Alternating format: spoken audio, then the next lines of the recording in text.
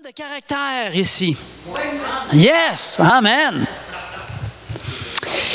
Vous savez que les femmes de caractère sont appelées à entrer dans le plan divin et à apporter la bénédiction sur elles, premièrement, mais aussi sur plusieurs qui les entourent.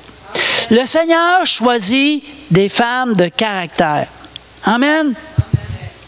Et ils vous ont choisi pour être des mères en Israël, c'est-à-dire Israël ici, ça veut dire le peuple. Bon, ça peut être des mères au Québec, au Canada.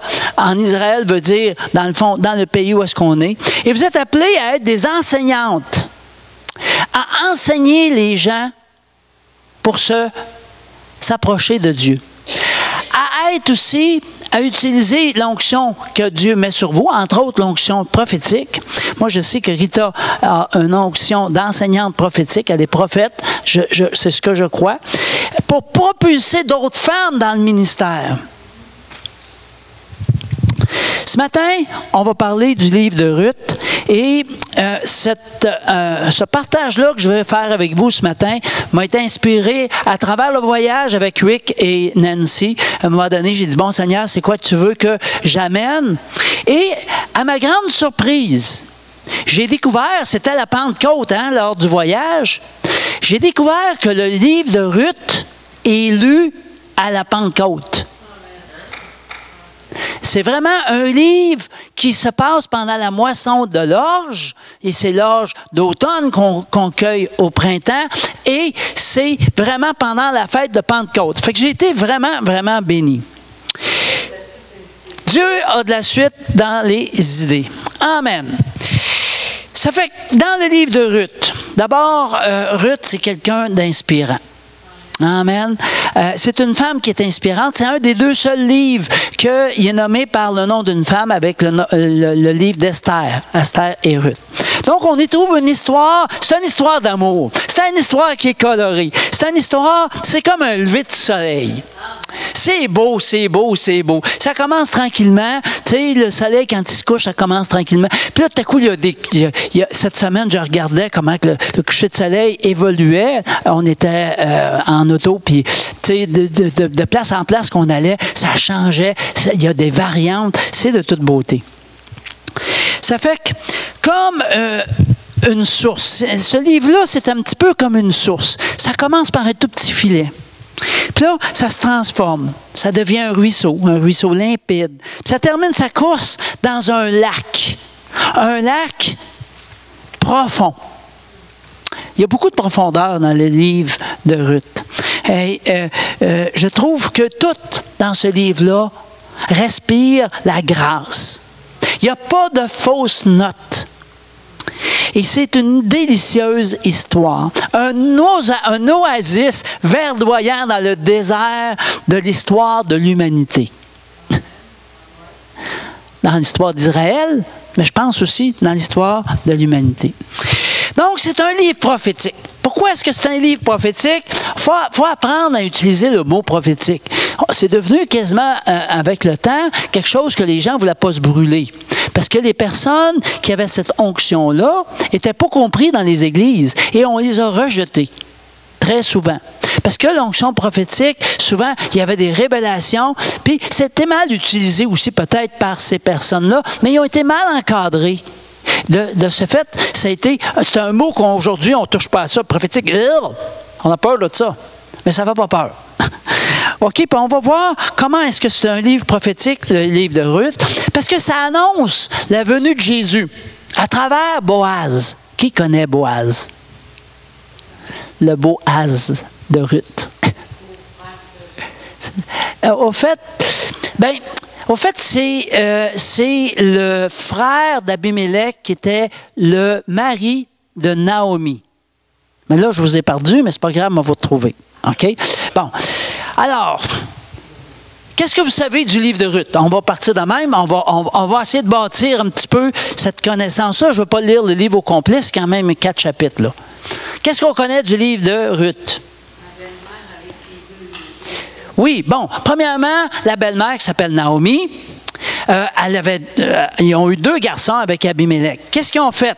Une fois qu'ils ont vu qu'il y avait une famine en Israël, qu'est-ce qu'ils ont fait avec leur famille, Abimelech et Naomi?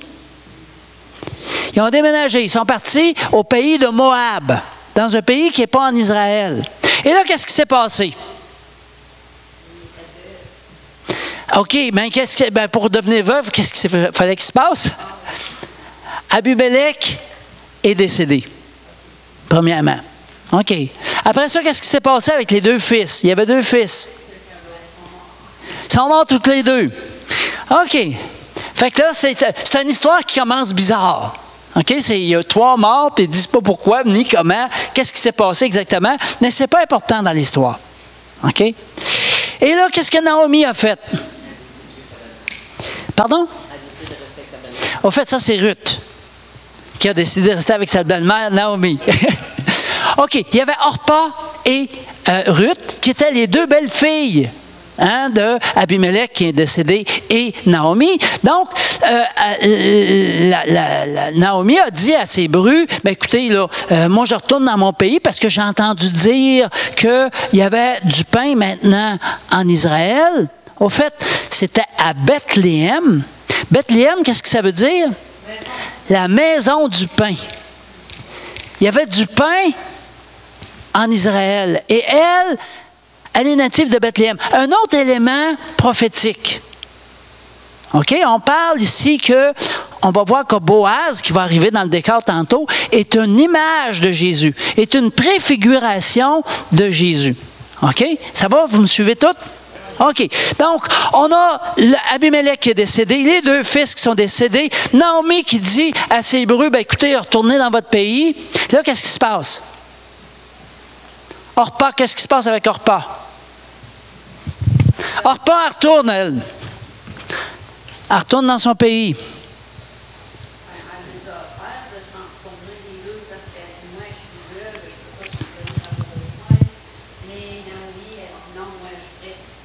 Au fait, est-ce qu'elle a dit à ses brus, elle dit, moi, je ne pourrais pas avoir un nouvel enfant qui va pouvoir se remarier avec vous, parce que c'était la manière qui fonctionnait en Israël, pour que vous ayez une descendance. Peut-être que la descendance d'Abimelech, ça arrêtait là. Et là, qu'est-ce que Ruth a dit?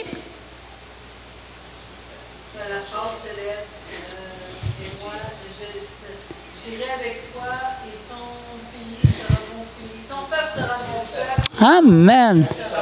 OK, on va voir tout ça plus en détail. OK, c'est excellent. Donc, on a pu identifier un petit peu. Donc, si on regarde la lignée, Ruth qui s'est mariée avec Boaz. OK, on va revenir sur Boaz. Comment ça que Boaz arrive dans le décor? Ça fait que Ruth a suivi Naomi. Ils reviennent au pays d'Israël. Et là, qu'est-ce qui se passe? Elle est allée glaner.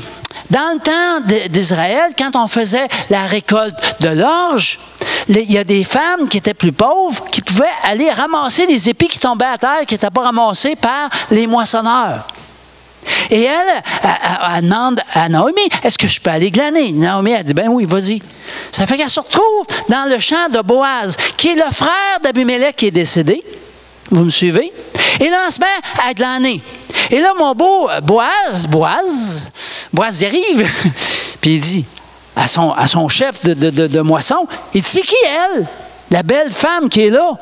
Ben, elle dit, c'est la bru de Naomi, parce qu'elle est revenue au pays.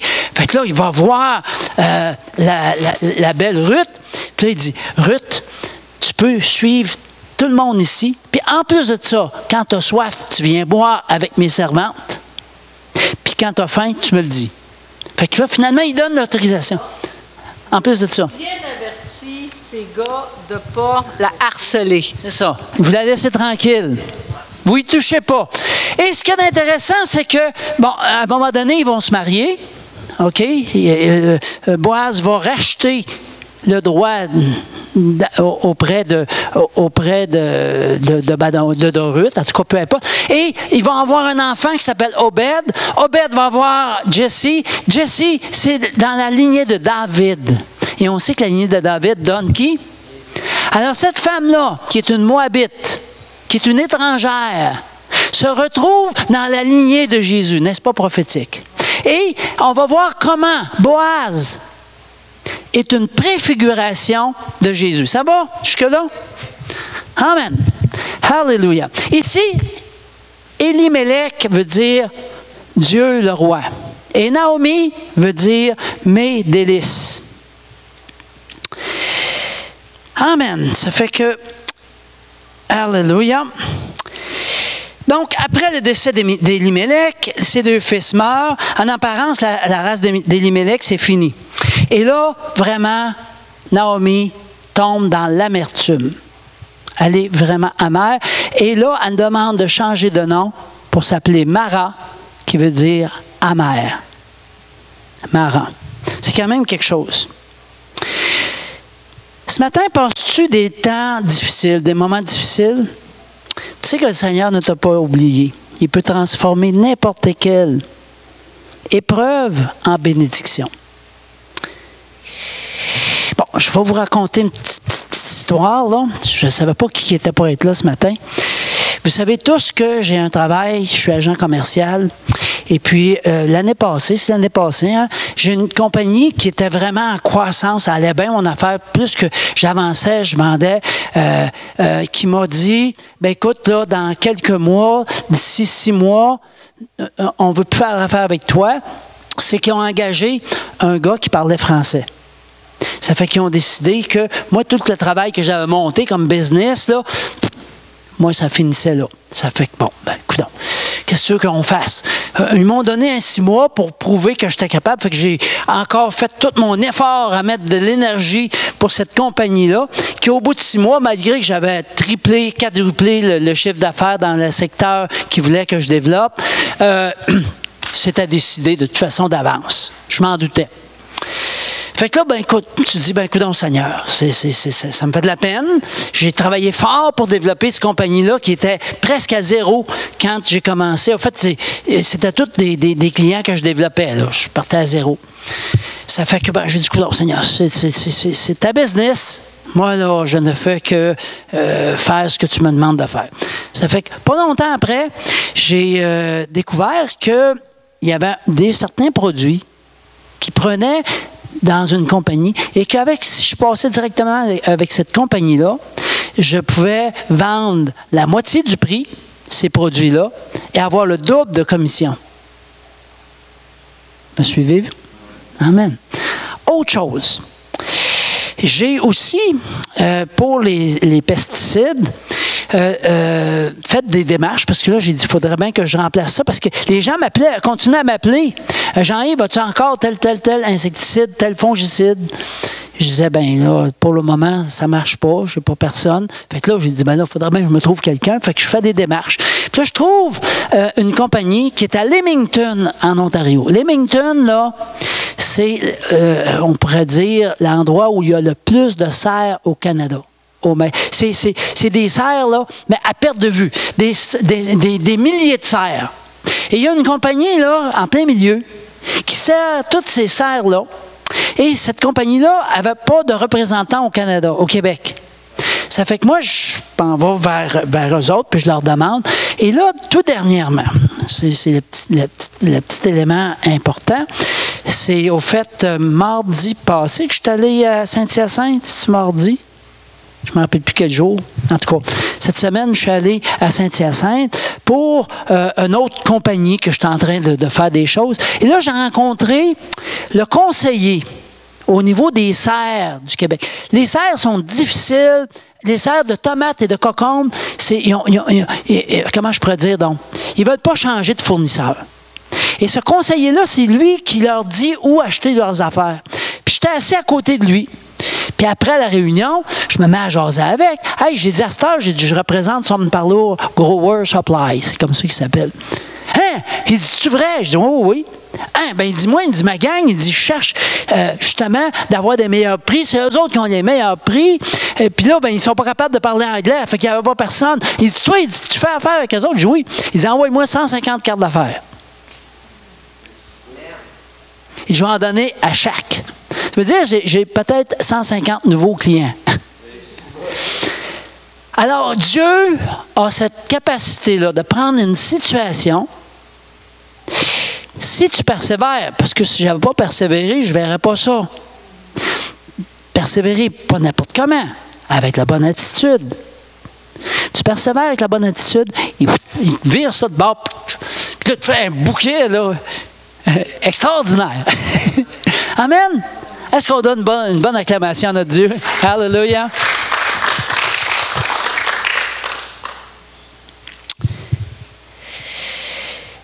Ça fait que on voit que ce que ici Ruth a dit à Naomi, lorsque Naomi lui a dit « Retourne dans ton pays que Rita a tenté de nous partager », elle dit « Car où tu iras, j'irai, et où tu demeureras, je demeurerai. Ton peuple sera mon peuple, ton Dieu sera mon Dieu.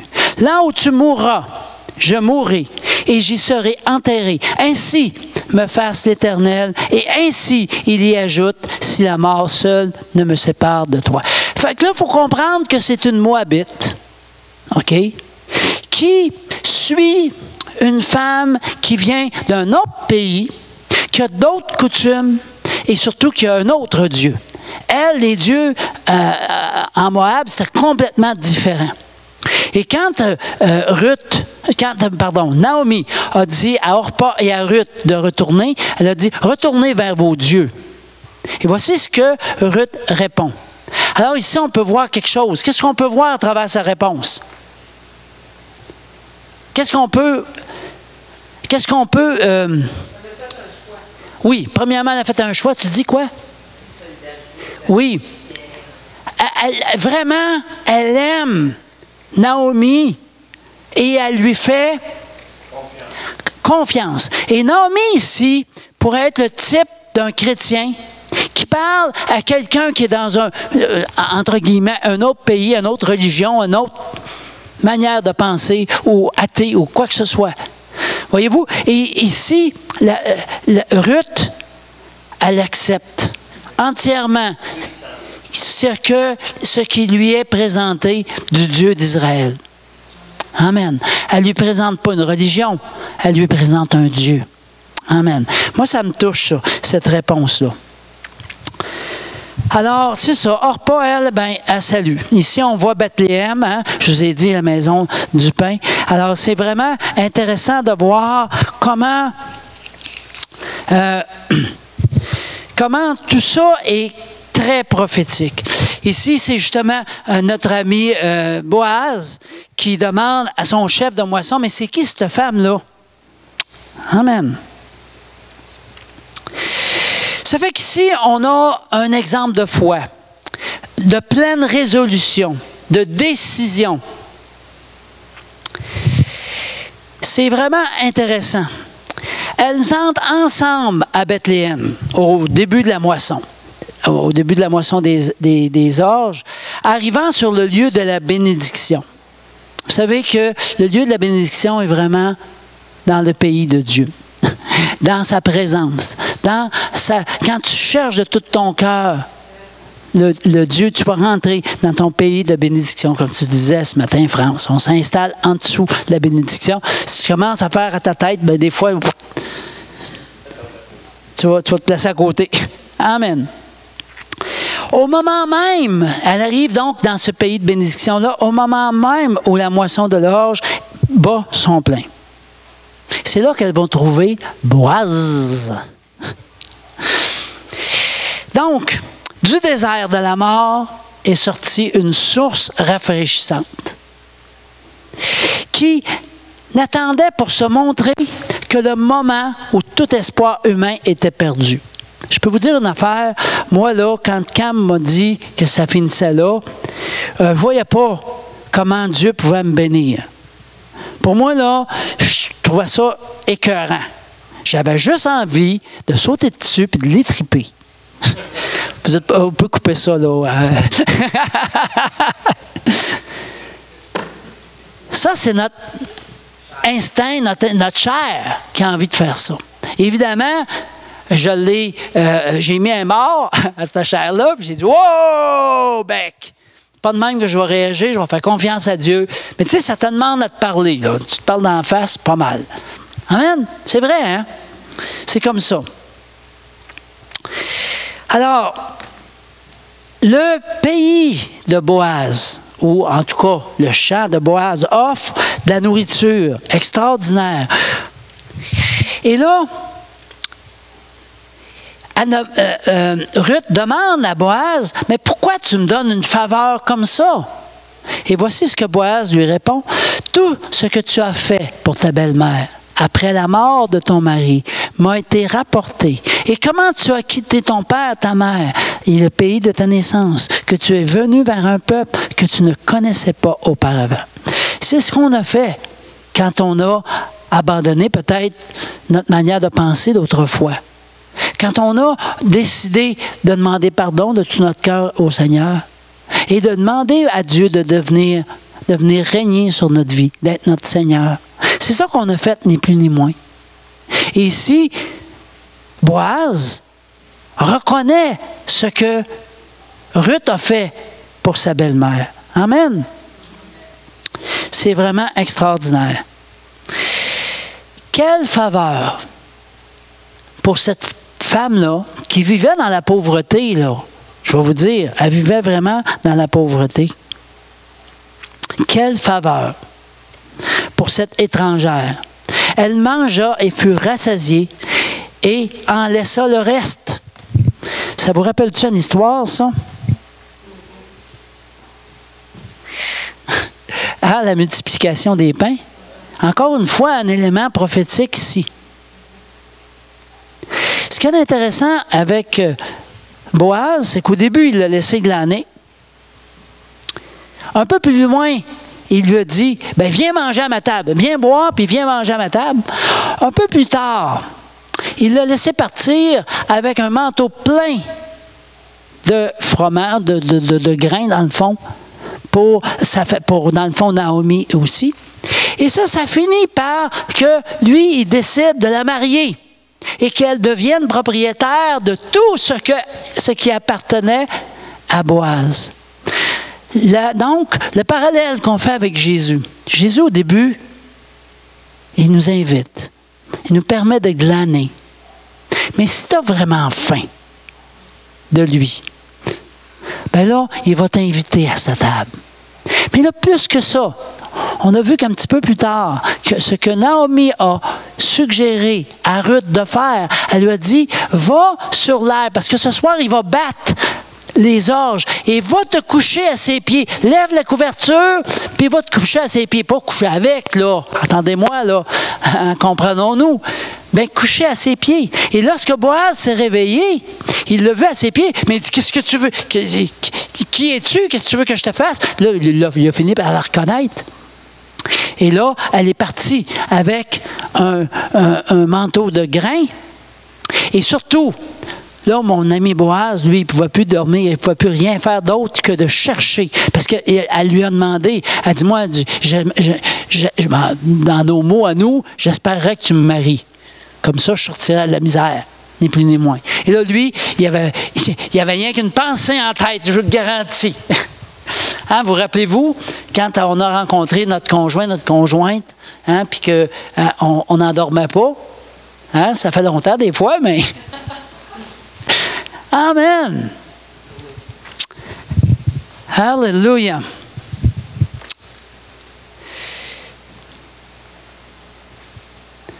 Tout ce que tu as dit, je le ferai. Alors ici, c'est ce que Ruth a répondu à Naomi quand elle lui a demandé d'aller au pied de Boaz.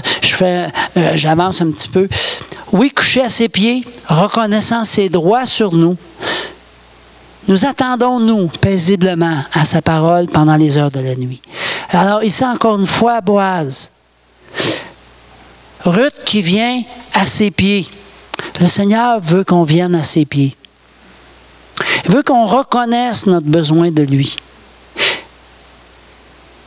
Le Seigneur veut qu'on vienne simplement avec notre pauvreté spirituelle. C'est quoi ça, la pauvreté spirituelle?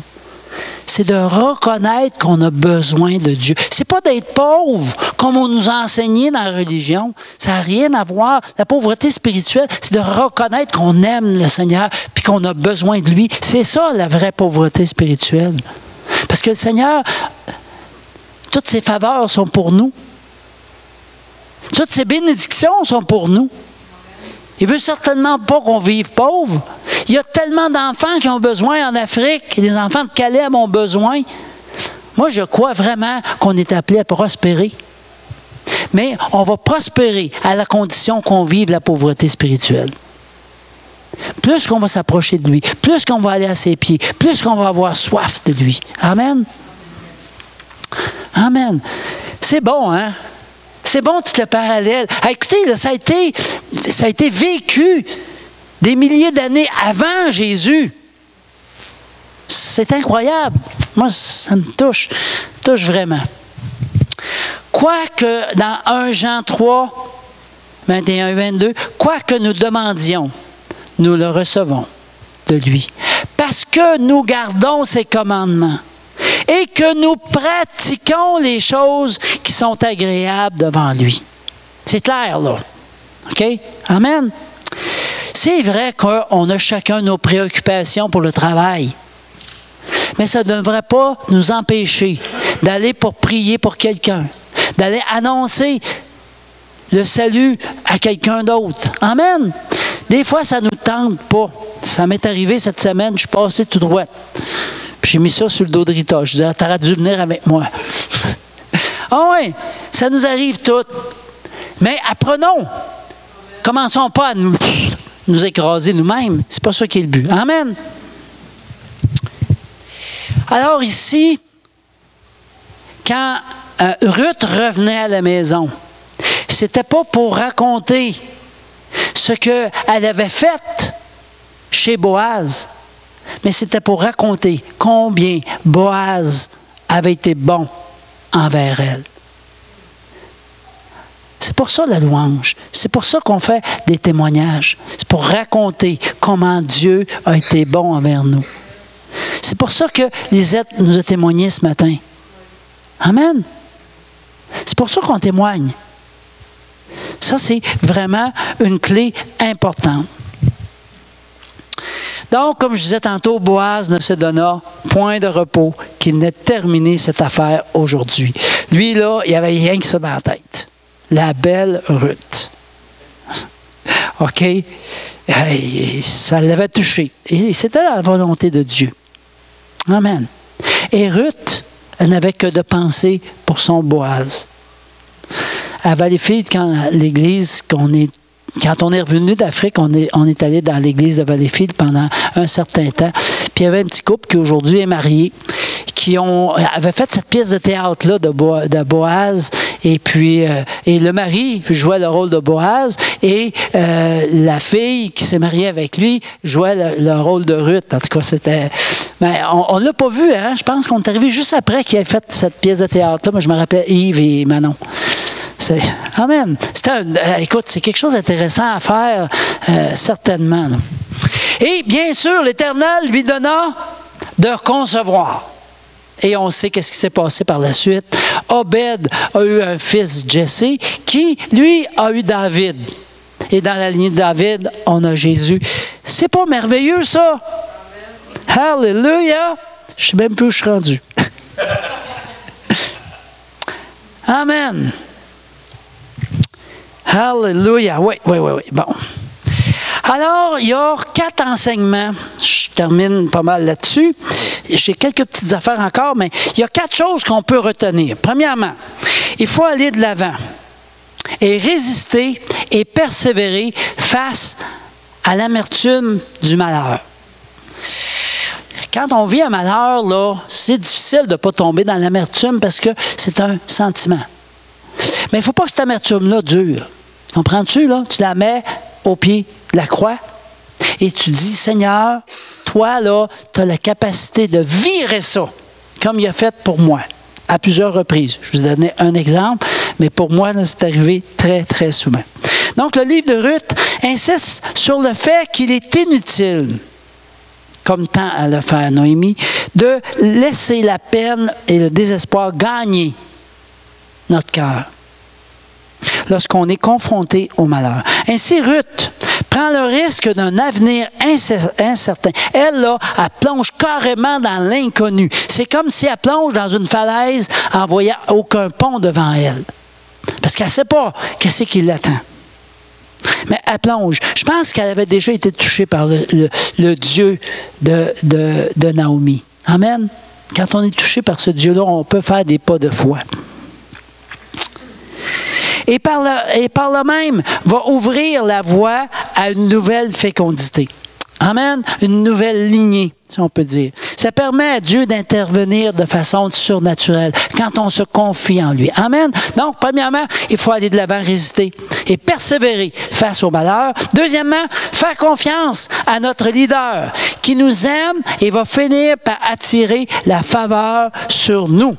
Amen. Vous avez des leaders qui sont là, qui vous aiment. OK? Ça, c'est sûr. Ruth a eu confiance à Naomi. Elle a écouté ses conseils. Elle est allée aux pieds de Jésus. Et je vous invite aussi à communiquer avec nous. Si vous avez des choses que vous aimez moins, des choses que vous avez des idées, vous savez, on est là pour entendre. Il y a une communication entre vous et nous. C'est important. Amen. On est béni que de vous connaître et on est béni aussi de vous voir progresser. Amen. Troisièmement, la bonté des hommes et des femmes permet au projet de Dieu d'avancer. La solidarité de Ruth à l'égard de sa belle-mère, comme la générosité aussi de Boaz envers l'égard de Ruth, permet à Dieu de multiplier ses dons. Ça, là, c'est important. Vous savez, notre amour qu'on a les uns pour les autres, là, l'unité qu'on a dans l'Église, c'est tellement important. C'est ainsi que cette rencontre entre Ruth et Boaz va poursuivre une descendance qui va conduire d'abord au roi David, ensuite jusqu'à Jésus-Christ. Amen! C'est merveilleux. Et le point 4, l'universalité de l'amour de Dieu. Dieu aime toutes les personnes de l'univers. Amen! À l'époque où le texte a été rédigé, les Israélites avaient tendance à se replier sur eux, à ne pas accepter l'étranger. On en arrivait même à chasser les femmes étrangères. En montrant que David, le grand roi d'Israël, est né d'une étrangère et que de David est né Jésus, le texte force le peuple à reconnaître que l'amour de Dieu est pour tous les êtres humains et non pour les Juifs seuls. Amen. Ça fait qu'ouvrons-nous. Ouvrons-nous à nos sœurs haïtiennes, à nos frères qui sont africains de différents pays d'Afrique, à notre sœur qui est philippienne et encore à d'autres. Vous savez, c'est pas toujours facile parce que c'est des cultures différentes. Des fois, ça peut nous brasser un petit peu. Vous savez, ces personnes-là qui sont parties de leur pays, hein, je pense à Thérèse et puis à Darlene, c'est toute une adaptation pour venir vivre au Québec. On n'a qu'à penser à l'hiver. À joy! Hein? Et la semaine passée, on a demandé pardon hein, de des fois nos réactions face aux différentes cultures. On a demandé pardon aussi face aux Amérindiens. C'est des bonnes choses. Je pense que c'est important de faire ça. Et apprenons à accueillir nos sœurs et nos frères qui viennent d'ailleurs. Amen? Alléluia. Amen. Alors, Ruth, si on repasse encore ça, c'est la figure de l'humain qui cherche. Toi qui as été invité et qui as suivi l'appel de Dieu. Ben, ce matin, c'est tous des gens qui sont réguliers, donc il n'y a pas vraiment On a déjà été tous des Ruth. Amen. Naomi, c'est l'enfant de Dieu qui partage sa foi, qui guide dans la foi. Toi qui as invité. Vous savez, vous pouvez aller relire le livre de Ruth. C'est juste 4 chapitres là, cette semaine. Je vous mets au défi. C'est tout de suite après Juges. C'est dans le temps des Juges, l'histoire de Ruth. Fait que c'est vraiment au début de votre Bible, si vous cherchez un petit peu. Et Boaz, évidemment, c'est le maître rempli de ressources. Jésus, notre sauveur et notre pourvoyeur. Alléluia. Merci Seigneur. Merci Jésus. Alors, je pense que comme Église, OK, j'amène encore un autre petit élément avant de terminer. Quelques secondes encore. Je vous demande de votre patience. En ce moment, on est en train de glaner. OK? On ramasse des épis petit à petit. C'est pas beaucoup ce qu'on voit comme résultat. Mais dans peu de temps, on va être invité à la table. Et là, on va pouvoir vraiment manger de ce que le Seigneur prépare pour nous. Et là, il va y avoir encore plus d'abondance. Et dans peu de temps encore, on va partir avec un manteau plein. Les gens vont rentrer pleine porte. Amen. Ah, on peut ouvrir les autres sur le côté. Ah, oui, tout à fait. Puis les trois en arrière. On peut ouvrir même celle du sous-sol. Amen. Alléluia. Et pour terminer, je pense vraiment, je ne sais pas dans combien de temps, mais qu'on va vivre un temps pleinement béni avec toutes les ressources du Maître, comme Ruth a vécu avec Boaz. Amen. Je pense que c'est prophétique, ça aussi, cette histoire-là. En tout cas, quand elle m'a été révélée dans mon voyage, c'est ça qui m'est venu en premier. Après ça, je me suis mis à étudier le livre, mais je ne pouvais pas passer à côté de vous partager ça. Ce que le Seigneur me disait, c'est Jean-Yves, persévère. Tu sais, il y a des matins, on n'est pas nombreux à matin, là. On pourrait se décourager. Puis oui, c'est décourageant des fois. Mais non, mais là, si tu regardes rien qu'à ça, bien sûr que tu vas rester découragé. Mais si on regarde, c'est pour ça que la prophétie, elle est si importante. Parce qu'il ne faut pas garder les yeux sur le naturel. Il faut voir sur le surnaturel. On a l'école du surnaturel. Soyez présents. Amen. Et c'est ça qui nous permet de continuer malgré les circonstances, malgré ce que l'on voit. Amen. Matthieu 10, 39, celui qui conservera sa vie la perdra. Et celui qui perdra sa vie à cause de moi la retrouvera. Voulez-vous trouver les vrais trésors? Soyez présents. Vendredi, on va en parler. Les trésors de Dieu. Puis ça, c'est des trésors éternels. Voulez-vous être heureux dans votre vie? Il va peut-être avoir un effort à faire. Mais vous allez toucher un bonheur qui est au-delà de tous les bonheurs que vous avez vécus jusqu'à maintenant. En faisant la course au trésor. Fait que là, je vous mets le doigt à la bouche. Amen. Jésus nous a rachetés par son sang, empêchant ainsi notre vie et notre nom de périr dans le péché. Il nous bénit de toute bénédiction spirituelle et physique. Il nous donne part à son héritage dans de nouveaux cieux et une nouvelle terre. Un endroit où il n'y aura pas de souffrance. Il n'y aura plus de mort. Hein? On peut aller voir dans Apocalypse 22. Amen. Tu as accès à tout ce qui appartient au maître de la moisson. Ça vaut la peine que je répète ça. Amen.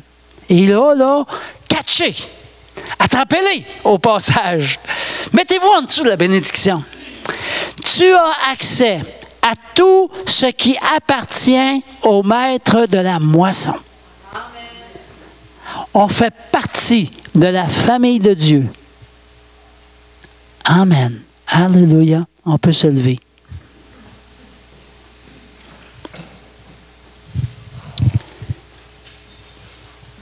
Le Seigneur t'appelle de passer à glaner ici et là la présence de Dieu, à venir t'asseoir à table, à repartir, à venir te mettre aux pieds de Jésus pour recevoir un manteau plein jusqu'à devenir de la même famille que le Seigneur Jésus-Christ. Amen. Alléluia, Jésus. Merci, Seigneur. Merci, Jésus. Merci, Seigneur, pour ta parole. Merci, Seigneur, de ce que tu te révèles à nous ce matin. Et Seigneur, nous reconnaissons que nous n'allons probablement pas assez aux pieds de Jésus. Seigneur, je sais que tu m'appelles souvent à déjeuner avec toi, à dîner avec toi, à souper avec toi, à collationner avec toi. Et Seigneur, ce matin, je m'engage à me coucher à tes pieds, à venir manger avec toi. Je m'engage à plus que glaner à gauche et à droite, mais à vivre cette relation avec toi comme mari et femme. Merci Seigneur de ce que tu m'accueilles tel que je suis. Je te demande de bénir chaque personne qui est ici ce matin. Que chacun puisse recevoir cette bénédiction que tu en réserves. Alléluia, Jésus. Merci, Seigneur. Merci, Jésus. Rita, as-tu quelque chose? Non? Est-ce que tu veux partager quelque chose, Darlene? Non? OK, je pensais que tu levais la main. Amen. Alléluia. Alors, si vous avez besoin de prière, vous pouvez vous avancer. Merci pour votre présence. Si vous n'étiez pas là, on sera encore moins. Merci. Amen. Soyez bénis et bonne semaine. Oublions pas vendredi prochain. Oublions pas. Oui, bonne semaine, mon frère.